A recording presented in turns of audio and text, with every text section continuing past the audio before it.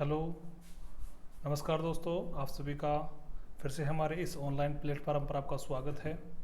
और आज अपन बायोलॉजी के कुछ महत्वपूर्ण क्वेश्चनों पर अध्ययन करेंगे। और ये क्वेश्चन एकदम गजब के क्वेश्चन है। और आपने टाइटल भी देख लिया होगा। टाइटल है पर्सन वो नहीं जो आपको आते हैं, पर्सन वो जो एग्जाम में आते हैं। यानी ऐसे क्वेश्चनों को यहाँ पर कलेक्शन किया गया है जो एग्जाम की दृष्टि से बहुत ही महत्वपूर्ण है। और ये ऐसे क्वेश्चन है जो आपको कंपटीशन में बाकी कई लाखों बच्चों से आपको आगे कर देंगे यदि इन क्वेश्चनों में से एक बार एग्जाम में क्वेश्चन पूछा जाता है। और उस क्वेश्चन को यदि आप सही करते हो तो आप बाकी कई लाखों बच्चों से आप आगे हो जाते हो। ठीक है, तो आज के सेशन को अपन शुरू करते हैं। ठीक है, तो आज अपन 15 क्वेश्चन लेके चलेंगे। उन 15 क्वेश्चनों की बहुत डिटेल से व्याख्या करेंगे। और आपका जो आज का पॉइंट है वो है मानव पाचन तंत्र। ठीक है, तो पहले क्वेश्चन की ओर बढ़ते हैं अपन। और अपना पहला क्वेश्चन है, निम्न में कौन आहार नाल का भाग नहीं है? आहार नाल, आहार नाल जो अपन देखते हैं कि हमारे शरीर में मुख जो गुहा होती है, ठीक है, यहाँ से यानी मुख गुहा से चालू होती है और ये आमाशय से होती हुई इस प्रकार से ये छोटी आंत, और इस प्रकार से ये फैलती हुई, इस प्रकार से आती हुई ये, इस प्रकार से ये आ जाती है। यानी अपन कह सकते हैं कि मुख गुहा से चालू होती है आहार नाल और ये यहाँ गुद्दा द्वार तक फैली होती है। कहाँ तक फैली होती है? गुद्दा द्वार, जहाँ से मलाशय बाहर निकलता है, गुद्दा द्वार होता है ये। ठीक है, और ये होता है मुख गुहा, इसको अपन बोलते हैं मुख गुहा। ठीक है, तो ये आहार नाल होती है, लगभग इसकी 7.5 मीटर के लगभग इसकी लंबाई होती है। ठीक है, तो अपना देखो क्वेश्चन है, निम्न में कौन आहार नाल का भाग नहीं है? तो देखो आहार नाल के भाग की अपन बात करें, सबसे पहले आ गई आपकी मुख गुहा आ गई है। उसके बाद में यहाँ से लेके यहाँ तक अपन इसको देखते हैं तो ये होती है गर्शनी। ये क्या होती है? गर्शनी। और इसमें इंपॉर्टेंट चीज़ आपको ध्यान रखनी है, गर्शनी में क्या होता है? भोजन का पाचन नहीं होता है। फिर यहाँ से लेके यहाँ तक ये जो आपकी है ये आ गई आपकी आमाशय, एक थैलीनुमा संरचना होती है, ये हो गई आपकी आमाशय। ठीक है, तो ये आहार नाल की बाकी में बता रहा हूँ आपको, मुख गुहा से गुद्दा द्वार तक फैली होती है, जिसमें मुख गुहा इसका भाग होता है, गर्शनी होती है इसका भाग, आमाशय होता है। आमाशय के बाद में यहाँ से ये जो आती है कुंडलित जो आती है, इसको अपन कहते हैं छोटी आंत। छोटी आंत, छोटी आंत के 3 भाग होते हैं, अब इसको अपन आगे देख लेंगे। तो छोटी आंत भी आहार नाल का भाग होती है। और इस प्रकार से फिर ये आगे इस प्रकार से घुमावदार ऐसे होती है ये, इसको कहते हैं बड़ी आंत। ये क्या होती है? बड़ी आंत होती है, बड़ी आंत होती है। ठीक है, तो ये सारे किसके भाग होते हैं भाई? आहार नाल के भाग होते हैं। तो क्वेश्चन में है, निम्न में कौन आहार नाल का भाग नहीं है? तो गर्शनी तो आहार नाल का भाग है, गर्शनी आहार नाल का भाग है, इसका मतलब ये आपका आंसर नहीं होगा। आमाशय आहार नाल का भाग होता है और यकृत नहीं होता है। यकृत एक प्रकार की ग्रंथि होती है जिसको बहिस्त्रावी ग्रंथि कहते हैं। अपन क्या कहते हैं? बहिस्त्रावी ग्रंथि कहते हैं इसको। ये बहिस्त्रावी की श्रेणी में आती है। और ग्रहणी, ये ग्रहणी इसका भाग होती है, किसका? छोटी आंत का भाग होती है, छोटी आंत। इसलिए ध्यान रखना ये भी आहार नाल का भाग होता है, क्योंकि ये छोटी आंत का भाग होने के कारण से ये भी आहार नाल का भाग हो गया। तो इसमें आंसर हो जाएगा आपको कौन सा? यकृत। यकृत आहार नाल का भाग नहीं है। ठीक है, तो पहला क्वेश्चन आपका कंप्लीट हुआ। नेक्स्ट क्वेश्चन की ओर बढ़े अपन। यहाँ तक बातें समझ में आ गई होगी। सेकंड क्वेश्चन की ओर बढ़ते हैं अपन। आहार नाल के कौन से भाग में भोजन का पाचन नहीं होता है? ठीक है, क्वेश्चन को आप सही कर लेना, थोड़ा सा एक स्प्रिंट हो गया, नहीं होता है, ये पूछ रहा है आपसे, नहीं होता है। ठीक है, नहीं होता है। कौन से भाग में भोजन का पाचन नहीं होता है? तो देखो आपको इंपॉर्टेंट चीज़ ध्यान रखनी है। अपन पहले वाले क्वेश्चन पर देखिए ध्यान से। तो ये जो गर्शनी होती है, इस गर्शनी में भोजन का पाचन नहीं होता है। सिर्फ भोजन यहाँ मुख गुहा से चलता हुआ भोजन यहाँ आमाशय में पहुँचता है। यानी इसका इतना सा काम होता है कि ये मुख गुहा से भोजन को कहाँ पहुँचाता है? आमाशय में पहुँचा देता है। इसके बीच में यहाँ पर किसी प्रकार का कोई भोजन का पाचन नहीं होता है। तो गर्शनी में यहाँ पर भोजन का पाचन नहीं होगा। ठीक है, तो अपन चलिए अगले क्वेश्चन पर। आमाशय, बिल्कुल आमाशय में होता है। आमाशय में तो बहुत सारे एंजाइम होते हैं। ठीक है, सबसे ज़्यादा पाचन जो होता है भोजन का वो आमाशय में होता है, इसलिए ये आपका आंसर नहीं होगा। मुख गुहा में भोजन का पाचन होता है। यहाँ पर सिर्फ और सिर्फ अपन देखें तो स्टार्च का पाचन होता है। किसका होता है? स्टार्च। स्टार्च ध्यान रखना कार्बोहाइड्रेट की श्रेणी में आता है। किसकी श्रेणी में आता है? कार्बोहाइड्रेट की श्रेणी में आता है। और ध्यान रखना हमारे शरीर को जो तुरंत एनर्जी मिलती है वो किससे मिलती है? कार्बोहाइड्रेट से ही मिलती है। तो मुख गुहा में भोजन का पाचन होता है, छोटी आंत में भी पाचन होता है। ठीक है, लेकिन ये आपका आंसर नहीं होगा। गर्शनी, गर्शनी में नहीं होता है, तो ये आपका आंसर बन जाएगा। गर्शनी में भोजन का पाचन नहीं होता है, तो आपका यहाँ पर अपन देखिए तो क्वेश्चन की दृष्टि से आपका यही आंसर बन जाएगा, गर्शनी। क्या बन जाएगा? गर्शनी। ठीक है, चलिए अगले क्वेश्चन की ओर। तो ध्यान रखना, आमाशय में भोजन का पाचन होता है, मुगुआ में होता है, छोटी आंत में होता है, बड़ी आंत में भोजन का पाचन नहीं होता है, लेकिन वहाँ पर अवशोषण होता है। क्या होता है? अवशोषण। थोड़ा बहुत अपन पाचन मान सकते हैं। ध्यान रखना, बड़ी आंत में, छोटी आंत में बिल्कुल पाचन होता है, मुगुआ में होता है, आमाशय में होता है, गर्शनी में नहीं होता है। तो बहुत इंपॉर्टेंट क्वेश्चन है, बहुत ही इंपॉर्टेंट क्वेश्चन है। ठीक है, तो ध्यान रखना दिमाग में इस चीज़ का। और यहाँ पर एक चीज़ और ध्यान रखना, यदि आपसे ग्रहणी पूछ लिया जाए, ग्रहणी पूछ लिया जाए तो ध्यान रखना इसमें सबसे अधिक पाचन होता है, ग्रहणी में सबसे अधिक पाचन होता है। तो यहाँ पर ये ध्यान रखना, ग्रहणी अलग चीज़ है। ग्रहणी छोटी आंत का भाग होता है। किसका? छोटी आंत का ये भाग होता है। ठीक है, और ये जो गर्शनी होता है ये मुख गुहा और आमाशय को जोड़ने वाली इकाई होती है। इसमें कर्मानुकुंचन गति होती है। क्या होती है? कर्मानुकुंचन गति होती है। कर्मानुकुंचन गति होती है, जिसके कारण से भोजन आगे की ओर खिसकता है, भोजन को खिसकाने में सहायक होती है। क्वेश्चन आपसे पूछ लिया जाए कि गर्शनी में भोजन को खिसकाने में कौन सी गति सहायक होती है, तो कौन सी गति सहायक होती है? कर्मानुकुंचन गति सहायक होती है, भोजन को खिसकाने में सहायक होती है, खिसकाने में सहायक होती है। ठीक है, तो ये आपको ध्यान रखना है, खिसकाने में सहायक होती है। कौन सी गति? कर्मानुकुंचन गति। किसमें पाई जाती है? गर्शनी में पाई जाती है।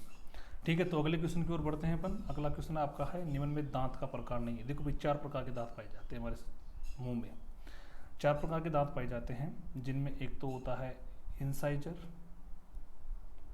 4 प्रकार के दांत होते हैं। दांत कितने प्रकार के होते हैं? 4 प्रकार के। एक तो होता है इंसाइजर, इंसाइजर जिसको अपन कहते हैं कर्तनक, कर्तनक। ठीक है, दूसरे होते हैं रद्दनक, हिंदी में बोलते हैं रजनक, और जिसको बोलते हैं केनाइन, इंग्लिश में बोलते हैं इसको केनाइन, केनाइन, और हिंदी में बोलते हैं इसको रद्दनक। ठीक है, और तीसरे होते हैं प्रीमोलर, प्रीमोलर जिसको अपन बोलते हैं अग्र चवर्णक, अग्र चवर्णक। और चौथे होते हैं आपके कौन से? मोलर, और इस मोलर को अपन कहते हैं चवर्णक।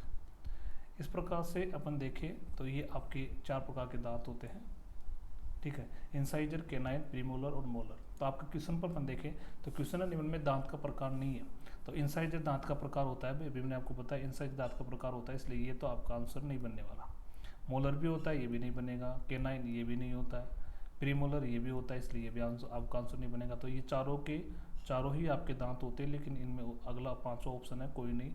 इसका मतलब ये आपका आंसर हो जाएगा कोई नहीं। यहाँ पर क्वेश्चन की दृष्टि से देखें तो यहाँ पर कोई भी इसका दांत का प्रकार नहीं है, सारे के सारे दांत के प्रकार है। ठीक है, निम्न दांत का प्रकार नहीं है। हाँ, तो ये 4 दांत के प्रकार है, कोई नहीं, बिल्कुल सही है। ठीक है, अगले क्वेश्चन की ओर बढ़े अपन। आहारनाल के कौन से भाग में एचसीएल अम्ल का स्राव होता है? भाई एचसीएल अम्ल देखो बहुत इंपॉर्टेंट चीज़ है, और ये आपको पता होना चाहिए कि हमारे शरीर में अम्ल पाया जाता है। और अम्ल कौन सा? एचसीएल अम्ल होता है, जिसको अपन कहते हैं हाइड्रोक्लोरिक अम्ल, इसको कहते हैं। ये बहुत खतरनाक अम्ल होता है, हाइड्रोक्लोरिक अम्ल होता है, लेकिन ये हमारे शरीर में पाया जाता है। और कहाँ पाया जाता है? ये हमारे शरीर में पाया जाता है आमाशय में। कहाँ पाया जाता है अभी? आमाशय में ये हमारे शरीर में पाया जाता है। इसके बहुत सारे कार्य होते हैं, हमारे शरीर में बहुत ही सहायक होता है, भोजन को पचाने में सहायक होता है, आमाशय में पाया जाता है, हाइड्रोक्लोरिक अम्ल होता है ये।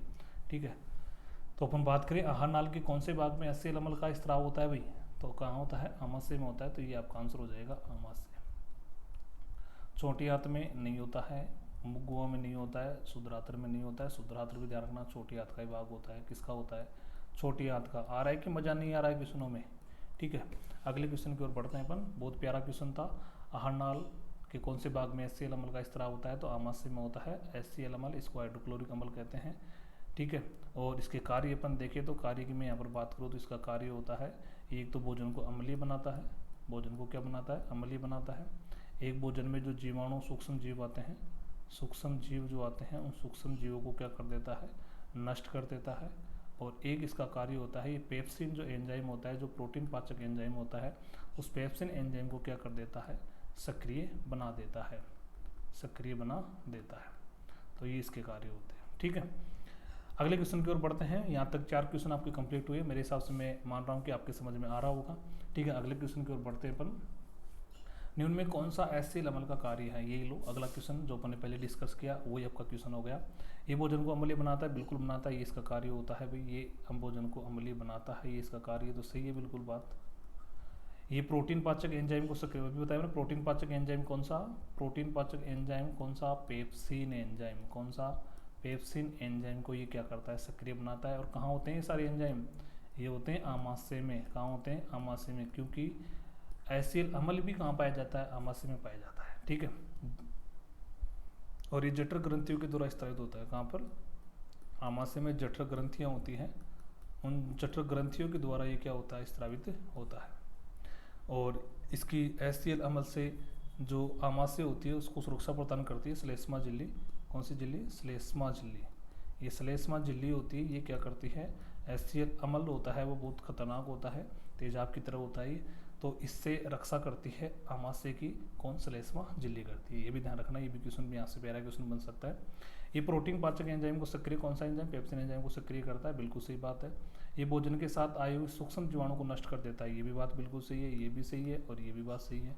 तो उपरोक्त सभी, इसका मतलब ये तीनों के तीनों ही आपके आंसर बनेंगे और उपरोक्त सभी ये आपका सही आंसर बन जाएगा HCl अम्ल का कार्य। ठीक है, अगले क्वेश्चन की ओर बढ़ते हैं अपन। अगला क्वेश्चन है, आहार नाल के कौन से भाग में सबसे अधिक अवशोषण होता है? तो सबसे अधिक अवशोषण होता है छोटी आंत में। कहाँ होता है भाई? छोटी आंत में होता है। छोटी आंत सबसे अधिक अवशोषण, सबसे अधिक अवशोषण, सबसे अधिक अवशोषण होता है। सबसे अधिक पाचन की बात करें तो भी सबसे अधिक पाचन, प्रोटीन का पाचन तो आमाशय में होता है। प्रोटीन का पाचन तो कहाँ होता है? आमाशय में होता है। और छोटी आंत में ही पाचन, वो पाचन भी छोटी आंत में ही होता है। बड़ी आंत में भी अवशोषण होता है, अवशोषण होता है। और ग्रसनी में भोजन का पाचन नहीं होता है। तो यहाँ पर आंसर की दृष्टि से अपन देखें तो कौन सा हो जाएगा? छोटी आंत हो जाएगा। कौन सा हो जाएगा?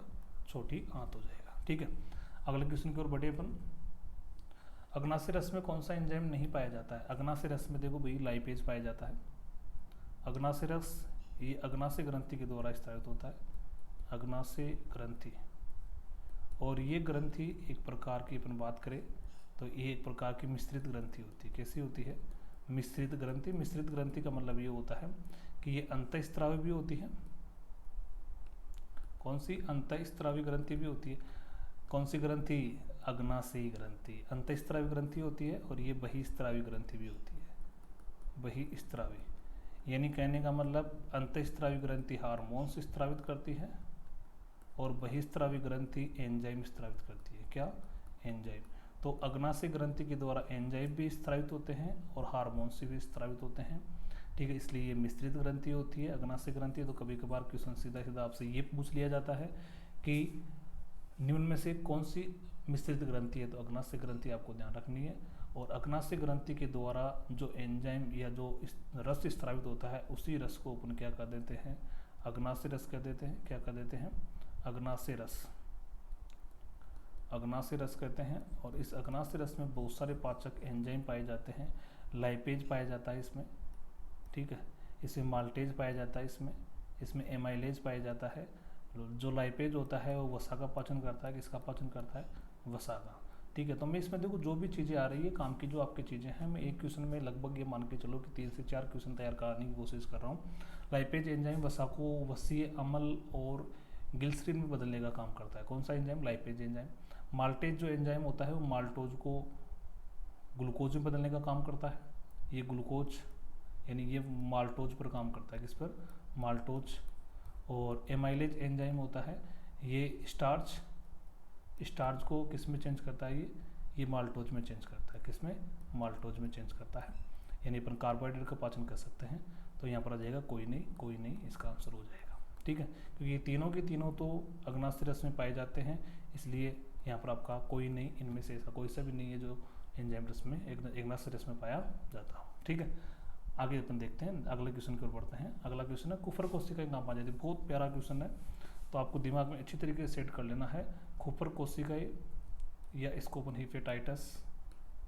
हिपेटाइटस भी कह सकते हैं। ये कोशिकाएं कहाँ पाई जाती है? यकृत में पाई जाती है। कहाँ पाई जाती है? यकृत में। अग्नाशय में जठर ग्रंथियाँ पाई जाती है। ठीक है। छोटी आंत में अपन बात करें तो एक तो अवशोषण के लिए कुछ अंगुली जैसी रचनाएं पाई जाती है जिनको रव्वे भी कहा जाता है। और अग्नाशय में,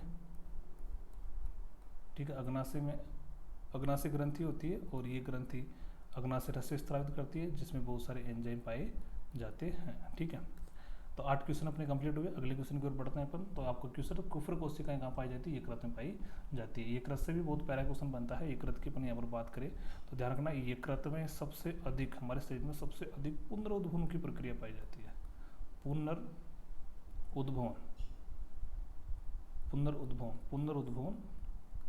पुनरुद्भवन का मतलब होता है यदि यकृत का 20% भाग भी यदि बच जाता है, 80% भाग इसका खराब हो जाता है, 20% भाग यदि बच पाता है, तो ये 20% भाग ही वापस रिकवर करके 100% भाग इसकी बना देता है।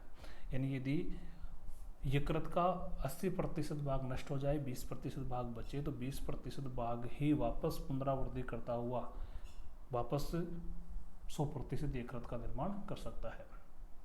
ठीक है। पुनरुद्भवन का मतलब होता है छोटे से अंश से भी वापस वो पूर्णता की ओर प्राप्त कर लेता है। ये उसकी पुनरुद्भवन प्रक्रिया होती है। सबसे अधिक किसमें पाई जाती है? हमारे शरीर में यकृत में पाई जाती है। यकृत एक बहिस्रावी ग्रंथि होती है जो पित्तरस का स्त्राव करती है। किसका? पित्तरस का स्त्राव करती है। पित्तरस पित्ताशय में एकत्रित होता है। कहाँ एकत्रित होता है? पित्ताशय में एकत्रित होता है। और सबसे इंपॉर्टेंट चीज होती है, पित्ताशय या पित्तरस में कोई भी एंजाइम नहीं पाया जाता है। कोई भी एंजाइम नहीं पाया जाता है। किसमें? पित्तरस में किसी प्रकार का कोई एंजाइम नहीं पाया जाता है। बहुत इंपॉर्टेंट चीज़ है, तो ध्यान रखना आपको। कूपर कोशिकाएं कहाँ पाई जाती है? यकृत में पाई जाती है। इनको हेपेटाइटिस भी कहा जाता है। अगले क्वेश्चन की ओर अपन पहुंच गए हैं। अगला क्वेश्चन है, निम्न में से कौन सा यकृत का कार्य नहीं? बहुत प्यारा क्वेश्चन है। यकृत के क्या क्या कार्य होते हैं ये अपन बात करते हैं। ये भोजन का संग्रहण ग्लाइकोजन में करता है। ये बिल्कुल कार्य होता है भाई इसका। यकृत का ये कार्य होता है। ये क्या करता है? ये जो भोजन होता है उस भोजन को ग्लाइकोजन के रूप में क्या करता है? इकट्ठा कर देता है। कौन? यकृत। ये एमिनो अम्ल को ग्लूकोज में, ये देखो बहुत गजब का काम करता है। ये एमिनो अम्ल होते हैं। एमिनो अम्ल क्या होते हैं भाई? एमिनो अम्ल ऐसे होते हैं जिनमें एक तो NH2 समूह पाया जाता है और एक COOH समूह पाया जाता है। यानी ऐसे कार्बनिक यौगिक जिनमें NH2 यानी एमिनो समूह, कौन सा समूह? एमिनो समूह, और कौन सा? कार्बोक्सिलिक समूह। कार्बोक्सिलिक समूह, ये दोनों जिसमें पाए जाते हैं उन यौगिकों को अपन क्या कर देते हैं? एमिनो अम्ल कह देते हैं। क्या कर देते हैं? एमिनो अम्ल। ठीक है। और ये क्या करता है? अमोनिया जो होता है उस अमोनिया को यूरिया में चेंज करता है। ये भी इसका कार्य होता है। किसका? यकृत का। ये यकृत का कार्य होता है। ये क्या करता है? अमोनिया को किसमें? यूरिया में परिवर्तित कर देता है। यूरिया में परिवर्तित कर देता है। ये हिपेरिन का स्त्राव करता है। हिपेरिन, ये बहुत गजब का यहाँ से क्वेश्चन बनता है। क्या क्वेश्चन बनता है कि रक्त में ऐसा कौन सा कारक पाया जाता है जिसके कारण रक्त जमता नहीं है, रक्त का थक्का नहीं जमता है? तो ये होता है हिपेरिन। कौन? हिपेरिन। हिपेरिन क्या करता है? एक प्रतिस्कंदन कारक होता है जो रक्त को जमने नहीं देता है। यदि ये नहीं हो, यदि ये हिपेरिन रक्त में नहीं हो तो रक्त हमारी नसों में जम जाएगा, जिससे रक्त का संचरण नहीं होगा। रक्त का संचरण नहीं होगा तो व्यक्ति की क्या हो जाएगी? मृत्यु हो जाएगी। तो ध्यान रखना, हिपेरिन का स्त्राव या हिपेरिन का संश्लेषण कौन करता है? यकृत करता है, जो एक प्रतिस्कंदन कारक होता है। स्कंदन का मतलब होता है जमना और प्रति का मतलब नहीं जमने वाला, यानी रक्त को जमने से रोकने का काम करता है। कौन? हिपेरिन। और हिपेरिन कहाँ बनता है? यकृत में बनता है। ठीक है। अगले ऑप्शन की ओर देखिए। ये vitamin A, D, A, K, ये भाई चारों विटामिन की बात करा है। Vitamin A, vitamin D, vitamin E और विटामिन K। ये चारों विटामिन ऐसे होते हैं जो वसा में विलय होते हैं। किसमें? वसा में। और 2 विटामिन बच गए, कौन कौन से? B और C। ये किसमें? ये जल में विलय होते हैं। किसमें? जल में विलय होते हैं। तो ये इनका संश्लेषण करता है। और निरामिषीकरण का मतलब होता है ये जो कुछ सूक्ष्म जीव या जो भी होते हैं उनको क्या कर देता है? ये नष्ट कर देता है। तो ये भी इसका एक कार्य होता है। ये भी इसका क्या होता है? एक कार्य होता है। तो निरामिषीकरण का मतलब भी यही होता है, यानी विषाक्तता को नष्ट करता है। अपन ये कर सकते हैं, विषाक्तता यानी जो जहरीलापन होता है भोजन का उसको क्या कर देता है, ये नष्ट कर देता है, उसको अपन कहते हैं निरामिषीकरण। तो कोई नहीं, बिल्कुल ये आपका आंसर बनेगा, क्योंकि पूछ रहा है का कार्य नहीं है, तो कोई नहीं, ये सारे के सारे कार्य हैं, इसलिए इनमें से तो कोई आंसर बनेगा नहीं, तो ये आंसर नहीं है, तो फिर आपका कोई नहीं आंसर बन जाएगा। ठीक है, अगले क्वेश्चन की ओर बढ़े अपन। अगला क्वेश्चन है आपका, निम्न में से पितरस में कौन सा एंजाइम, अभी मैंने आपको बताया पितरस में कोई एंजाइम नहीं पाया जाता है। पितरस में कोई एंजाइम नहीं पाया जाता, नोट कर लेना इस चीज़ को, बहुत प्यारी चीज़ है। पितरस में कोई एंजाइम नहीं पाया जाता है, नहीं पाया जाता है। ठीक है, तो आपका हो जाएगा कोई नहीं, ये सारे के सारे एंजाइम तो पाए जाते हैं, लेकिन किस में पाए जाते हैं, ये एंजाइम पाए जाते हैं आपके किससे, अग्नाशय रस में। किसमें, अग्नाशय ही रस में पाए जाते हैं, और अग्नाशय रस अग्नाशय ग्रंथि के द्वारा स्त्रावित होता है, तो कोई नहीं, इसका आंसर हो जाएगा। ठीक है, अगले क्वेश्चन की ओर बढ़े। 10 क्वेश्चन अपन ने कंप्लीट कर लिए हैं, बहुत प्यारे क्वेश्चन हैं, और मैं आपको हर तरीके से आपको क्वेश्चन को समझा रहा हूँ, तो आप समझने का प्रयास कीजिए। और बहुत ऐसे क्वेश्चन है ये जो एग्जाम की दृष्टि से बहुत इंपॉर्टेंट क्वेश्चन है। पितरस कहाँ से स्त्रावित होता है, ये पितरस सिंपल सी चीज़ है, ये कृत से स्त्रावित होता है, कहाँ से, ये कृत से, तो इसका सिंपल आंसर बनेगा ये कृत। और ये पिताशय में एकत्रित हो जाता है, कहाँ पर, पिताशय की थैली होती है उसमें एकत्रित हो जाता है। आमाशय में तो HCl होता है, पेप्सिन एंजाइम होता है, अग्नाशय में अग्नाशय रस होता है, ग्रसनी में कोई पाचन नहीं होता है, कोई एंजाइम नहीं पाया जाता है। ठीक है, तो अगले क्वेश्चन की ओर बढ़े। ठीक है, इसका आंसर हो जाएगा यकृत। अगला क्वेश्चन है, प्रोटीन का सर्वाधिक पाचन आहार नाल के कौन से भाग में होता है। अभी मैंने आपको बताया सबसे अधिक पाचन तो अपन देखें तो छोटी आंत में होता है, सबसे अधिक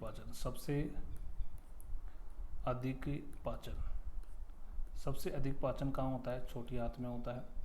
और हर नाल में क्या होता है, प्रोटीन का सर्वाधिक प्रोटीन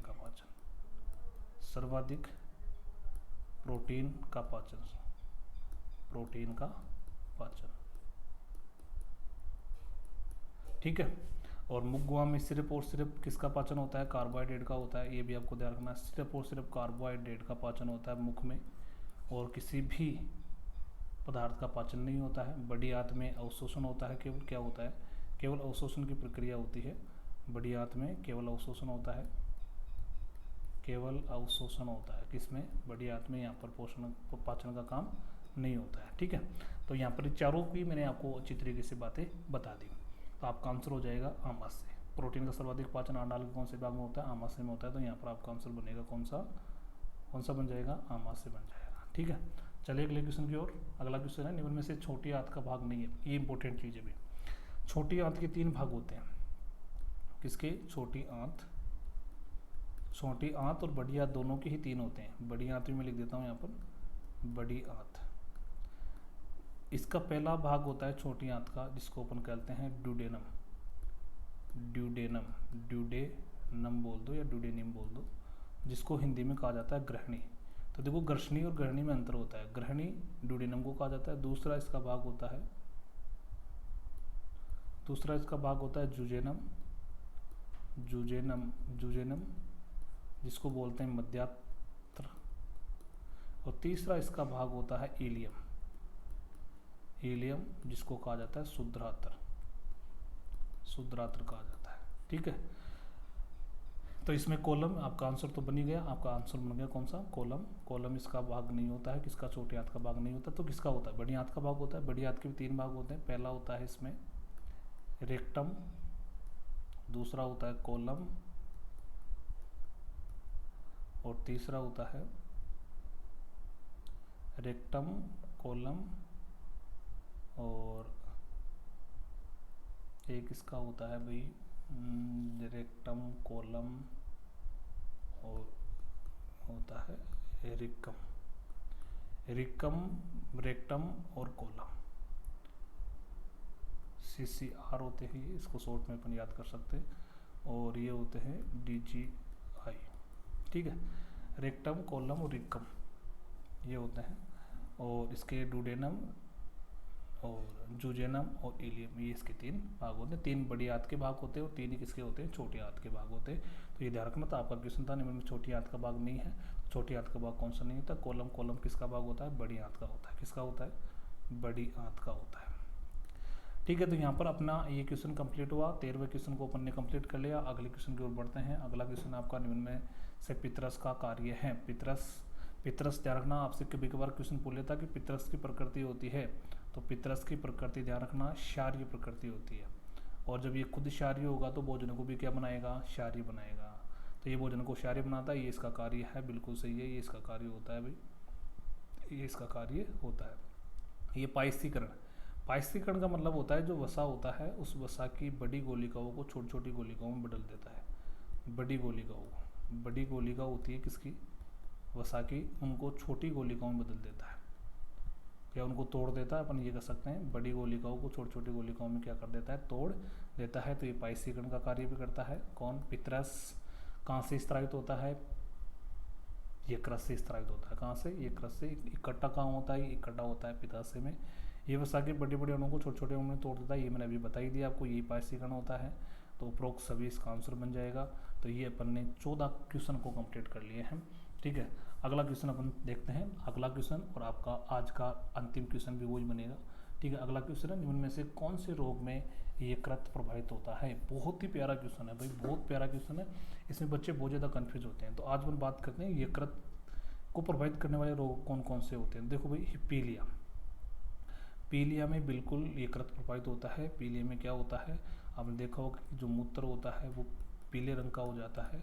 और इसका कारण होता है कि इसमें जो बिलिरुबिन और ये जो कुछ वर्णक पाए जाते हैं, इन वर्णकों की मात्रा इसमें क्या हो जाती है, बढ़ जाती है, जिसके कारण से ये पीले रंग का हो जाता है। ठीक है, रक्त और यकृत सिरोसिस, ये तो आपको नाम से पता चल रहा होगा कि इसमें तो वो साफ साफ लग रहा होगा कि ये तो ये बिल्कुल ये ऐसा रोग होता है जो यकृत को प्रभावित करेगा ही करेगा।